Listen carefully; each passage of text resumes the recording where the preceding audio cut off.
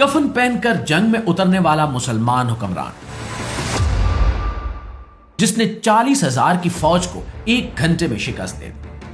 नाज़रीन, आज हम आपको तारीख के एक ऐसे दिन की कहानी सुनाने जा रहे हैं जिसने दुनिया का नक्शा बदल कर रख दिया, और वो दिन था मैनी ज़िक्रिट की जंग। 26 अगस्त 1071 को लड़ी जाने वाली जंग मैनी ज़िक्रिट सिर्फ 2 फौजों की लड़ाई नहीं थी, बल्कि ये ईमान, हौसले और हिकमत की आजमाइश थी।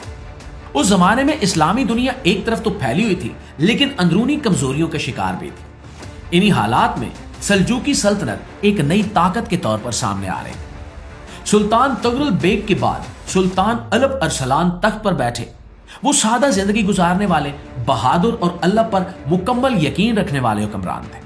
इनका नाम सुनकर दुश्मन कांप उठते थे, क्योंकि वो सिर्फ तलवार से नहीं बल्कि अक्ल और ईमान से भी लड़ते थे। उस दौर में बाज़ंतीनी सल्तनत, जो आज के तुर्की और यूनान के इलाकों पर काबिज थी, मुसलमानों की बढ़ती हुई ताकत से सख्त परेशान थे। इनका बादशाह रूमानोस चहारम यह समझता था कि अगर अभी मुसलमानों को न रोका गया तो सब कुछ हाथ से निकल जाएगा। उसने एक बहुत बड़ा लश्कर तैयार किया और मशरिक की तरफ पेशकदमी शुरू कर दी। उधर सुल्तान अलप अरसलान शाम में फातमियों के खिलाफ मसरूफ थे।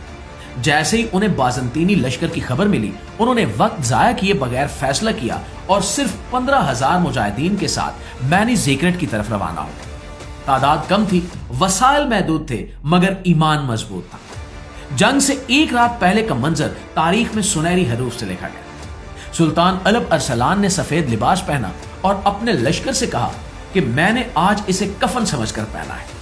कल या तो हमें फतह मिलेगी या फिर शहादत। और फिर वो अल्लाह के हुजूर सजदे में गिर गए, आंसुओं के साथ दुआ मांगी और अपने रब पर पूरा भरोसा किया।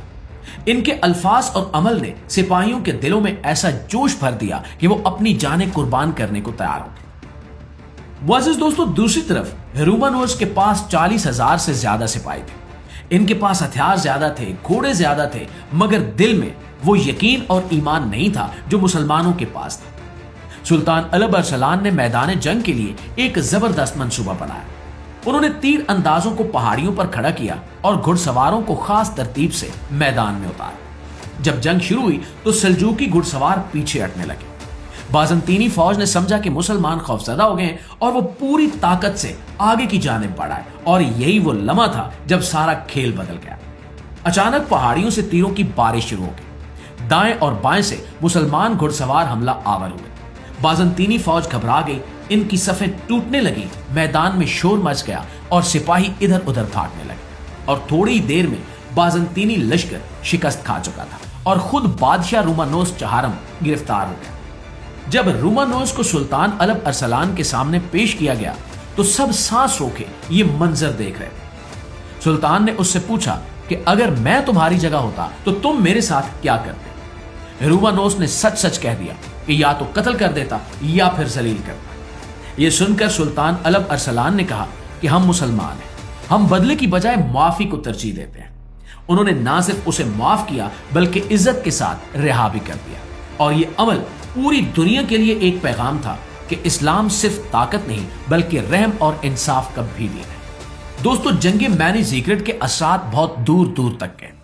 अनातोलिया के दरवाजे मुसलमानों के लिए खोल दिए गए और यही इलाका आगे चलकर तुर्की कहलाया, जहां से बैठकर मुसलमानों ने कई सालों तक पूरे यूरोप पर हुकूमत की। बाज़ंतीनी सल्तनत कमजोर होती चली गई और यूरोप इस्लाम की बढ़ती हुई ताकत से खौफजदा हो गया। यही खौफ बाद में सलीबी जंगों की बड़ी वजह बना। सुल्तान अलप अरसलान की ये फतह सिर्फ एक जंग की जीत नहीं थी, बल्कि ये किरदार, ईमान और अखलाक की फतह थी।